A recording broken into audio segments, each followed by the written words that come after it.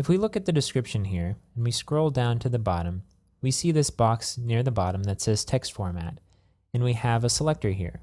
Now we've been skipping this up until this point, so we could take a moment to really talk about what this is and how to use it. So we have a couple of options here, filtered HTML and plain text. And if we look at the bullet points underneath it, it will give us some tips about this text format. It says web page addresses and email addresses turn into links automatically.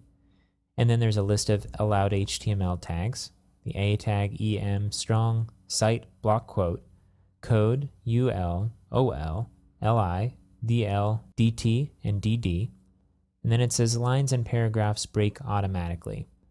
So just from reading this, you probably have a sense of what a text format is.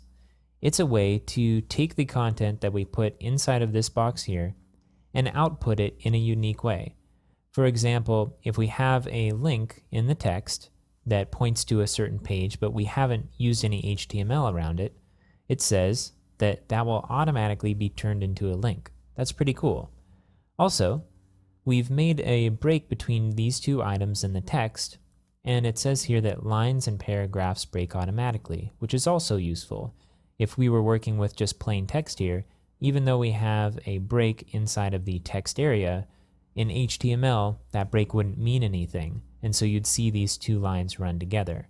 But because of this, the paragraphs are being created automatically, and the HTML that would go between here, the break tags for example, are being inserted automatically.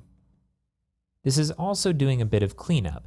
So we can put HTML inside of here, but it says that we only have a certain range of allowed HTML tags.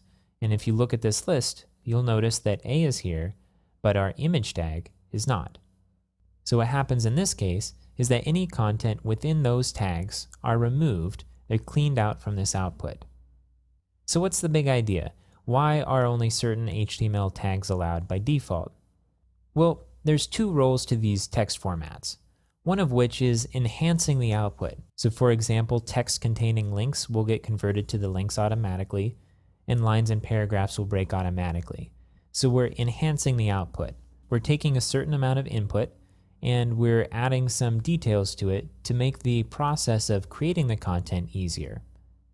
The second side of a text format is that it prevents abuse.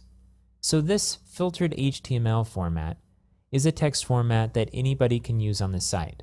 So if, for example, you enable comments on the site, and we say we have a tour content, but we do want people to be able to comment on it so we can answer questions that people have, this filtered HTML text format is the one that people will use by default. And we don't want them to be able to put in anything they want to. Most of the people leaving legitimate comments won't be doing anything strange or out of the ordinary, but we have to worry about spammers. So this condition that only certain HTML tags are allowed allows us to create some buffer against certain types of tags that will take over our site, for example. In addition, for the people who are creating legitimate content, sometimes we don't want them to get too creative. For example, we don't want them changing the look and feel of the page by adding styles inside of the HTML. So we can be restrictive not only to prevent spam and certain types of attacks on the site, but to also prevent our users from being too creative and breaking the look and feel of the site as well.